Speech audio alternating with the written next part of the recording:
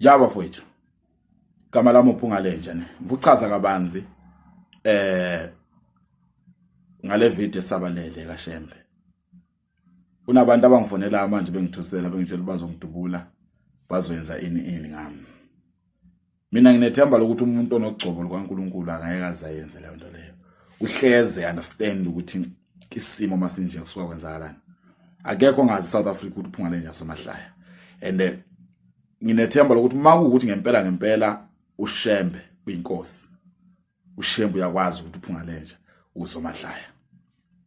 Nginethemba lokuthi uma kuukuthi ngempela uShembe uNkulunkulu uyakwazi uShembe ukuthi kusasa kuzoyenzekani ngawe wena ofonela uphungalenja umtshela ukuthi uzongidubula uzongenzani.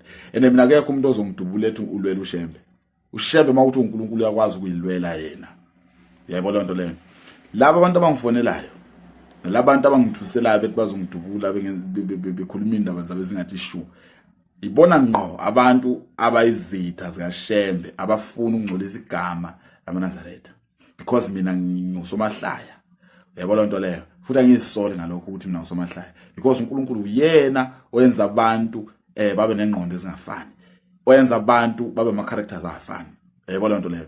So njengamanje labo abantu abangifonelayo bengithusela bekhuluma kambi bafuna ukungcolisa igama likaShembe.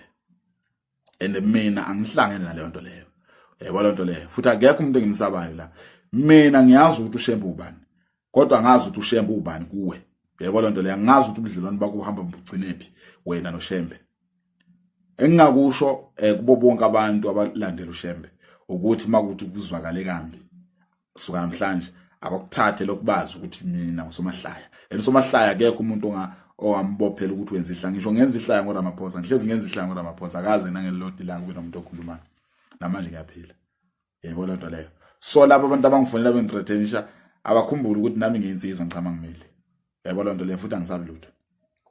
Ngilohambeni nje enkunzi yenja.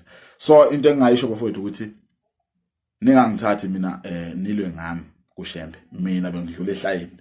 Lo sethatha inkulumo yami ayenze isikhali uyena ofuna ukulwela noShembe. Hayi uphungalenja ngihlangene nezimpi zikaShembe mina uphungalenja phelela lapho. Yebo lonto leyo. So abantu abaphume kimi.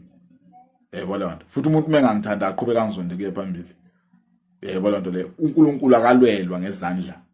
uShembe makuthi uNkulunkulu uShembe uyayilwela yena. Wena ofuna ukungithusela ungithusela ngani ke wena?